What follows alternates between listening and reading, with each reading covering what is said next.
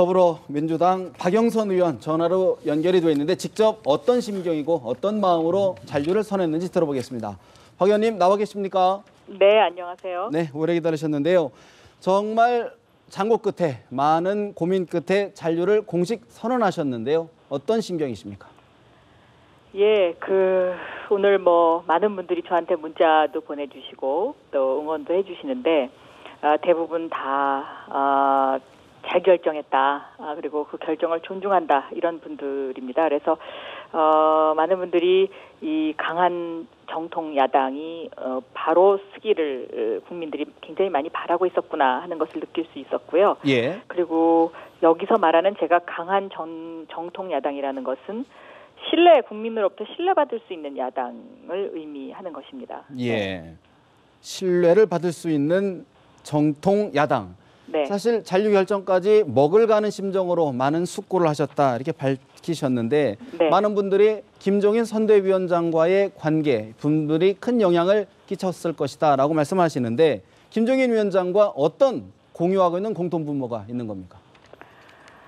김종인 위원장하고 저하고는 이제 30년 정도 된 인연입니다. 제가 경제부 기자 시절에 노태우 정권 아래서 경제수석을 하셨고요. 예. 그 당시에 지금 국민들이 너무 편리하게 잘 타고 다니는 KTX를 도입하는 것을 결정하셨던 그런 기억이 있습니다. 예. 또 그 당시에 재벌의 토지 소유가 굉장히 문제가 됐었거든요.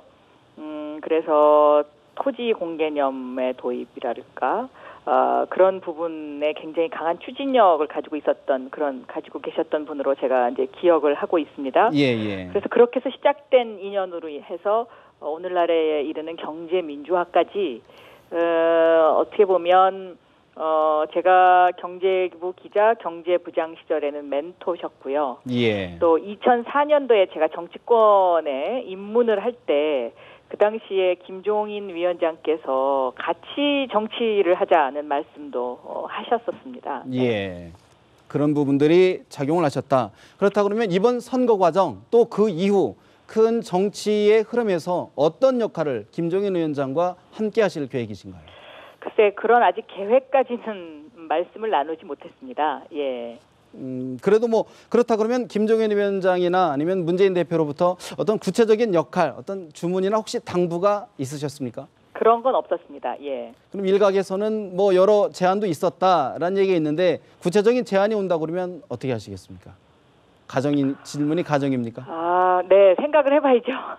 예. 그럼 우리 의원님께 생각하실 때 과연 지금 잔류를 결정하셨는데 그러면 어떤 역할을 하실 수 있겠다 말씀을 해주실 수 있을까요?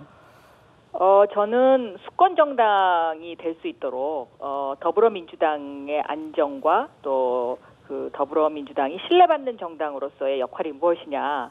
그래서 그 핵심 단어를 새경제를 위한 강한 정당이라고 보고 있습니다. 예. 그래서 경제정의, 사회정의를 실천시키는 당, 그리고 정의로운 대한민국, 공정한 대한민국을 만드는 그러한 당. 그래서 젊은이들에게 또 미래의 대한민국에게 기회의 나라 대한민국을 만드는 당. 그러한 역할에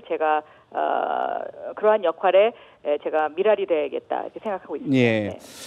안철수 의원의 국민의당으로는 최종 합류는 하시지 않았지만 동지적 관계를 가지겠다 그렇게 말씀을 하셨는데 사실 안철수 신당 공정성장을 지금 이야기하고 있지 않습니까? 네. 동반성장하고 어떤 차이가 있는 겁니까?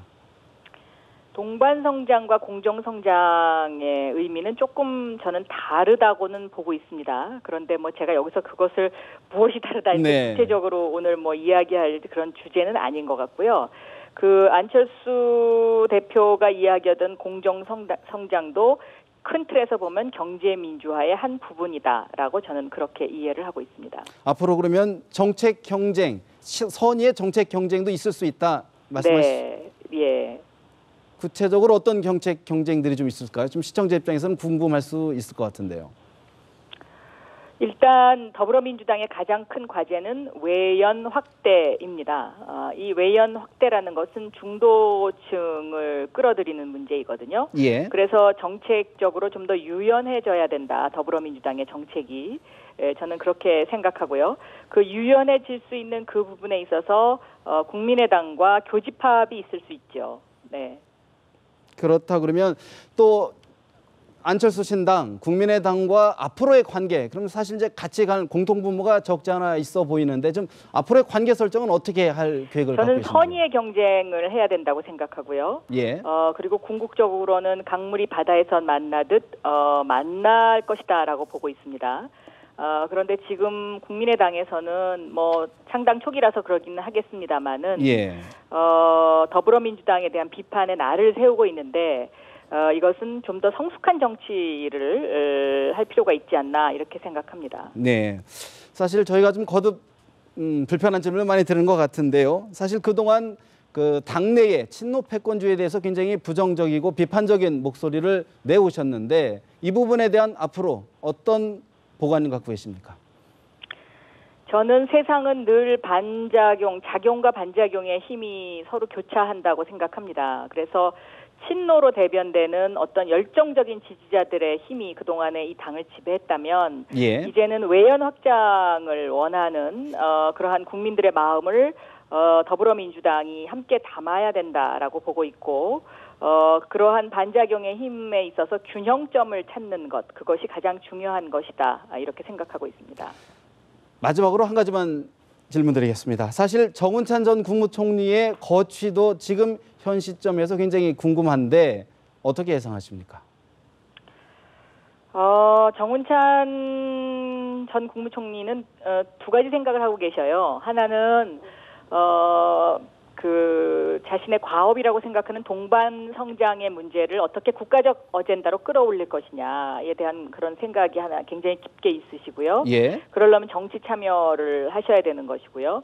반면에 또 한 부분으로는 서울대 총장을 지낸 사람으로서 정치권에 가서 그런 어떤 본인의 그런 그 과업을 완수하지 못하면 어떡하나 하는 그런 걱정을 하고 계시는 것으로 제가 이해하고 있습니다. 예. 그런데 만약에 정치를 하신다고 한다면 정 총리께서 바른 판단을 하시지 않을까 저는 그렇게 보고 있습니다. 알겠습니다. 오늘 여러 말씀 고맙게 잘 들었습니다. 오늘 말씀 여기까지 듣겠습니다. 고맙습니다. 네. 지금까지 더불어민주당 박영선 의원과 전화로 연결을 해봤는데요.